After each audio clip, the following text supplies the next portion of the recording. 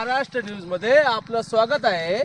आणि आमच्याकडे 16 तारखेला ज्या काही तक्रारी आल्या होत्या त्यामध्ये भूत प्रेत आत्मा याबाबत लोकांनी आम्हाला काही समस्या मांडल्या होत्या।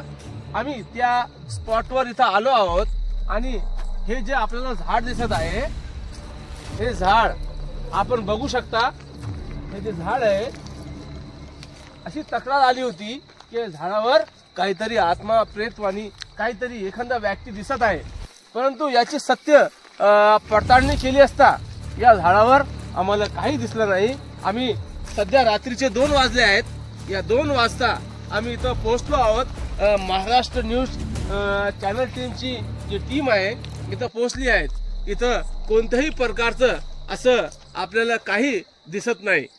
सध्या रात्रीचे 2 वाजले आहेत आणि इथं महाराष्ट्र न्यूज चॅनलची टीम इथं उपस्थित आहे आणि या सत्याची हे जी घटना आहे ही याची सत्य पडताळणी केली असता इथं आम्हाला काहीच आढळलं नाही। म्हणजेच अंधविश्वासावर कोणीही विश्वास ठेवू नये अशा ह्या ज्या काही अफवा आहेत भूत प्रेत आत्माच्या ही जी अफवा आहे ही फार खोटी आहे असं आम्ही महाराष्ट्र न्यूज चॅनलच्या वतीने आपल्याला सांगू इच्छितो की इथं असं काहीच झालेलं नाही।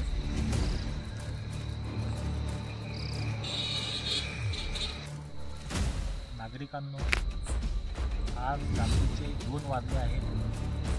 आम्ही भोकरखेडा या रस्त्यावर आलो आहे आणि लोकांनी आमच्याकडे काही तक्रारी केल्या होत्या की या रस्त्यावर भूत प्रेत बांधा आहेत। असं कोणत्याही प्रकारचं इथं काही आढळून आलं नाही, त्यामुळे आपण कुठेही भिण्याचे कारण नाही।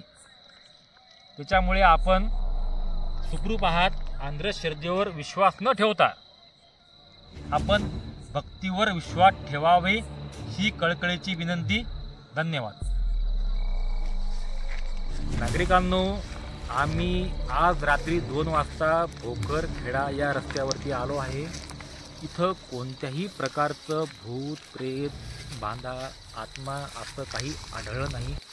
माझ्या संगे महाराष्ट्र न्यूजचे उपसंपादक जाहूर सर, कॅमेरामॅन आकाश जाधव आणि तिघही संघ आहोत, पण आम्हाला अशा कोणत्याही प्रकारचं इथं काही आढळलं नाही।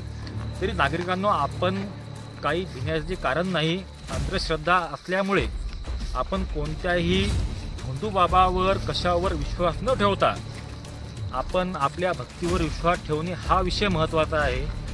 त्यामुळे मी आपणास सांगू इच्छितो की आपण कोणत्याही गोष्टीला न घाबरता आपण थेट या रस्त्याने प्रवास केला तरी काही अडचण नाही। धन्यवाद।